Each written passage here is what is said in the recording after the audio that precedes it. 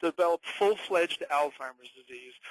Thus, on grounds of Darwinian plausibility, it would seem unlikely that we would be spared this species-wide effect. Not a slam dunk argument. Certainly there are species-specific disorders, but this is what swayed us early on. In any case, we began thinking of ways in which we can inform this debate. And we thought we might be able to rely on the microanatomy of the hippocampus. So as you know, the hippocampus is not a sort of a bag of homogeneous neurons. It's made up of different neuronal populations that are conveniently organized into different subregions, as shown here on this sagittal slice, on this axial slice. Now we know that each hippocampal subregion houses a unique neuronal population, best defined as a cluster of neurons that are unified in their molecular expression profiles.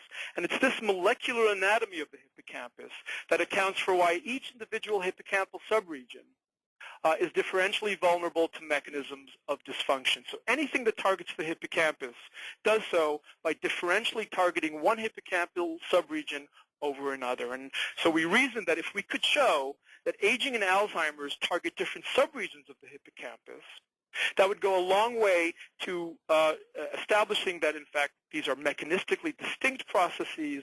It would also be an important first step to try to get at underlying mechanisms. And, of course, we wanted to do this in living subjects.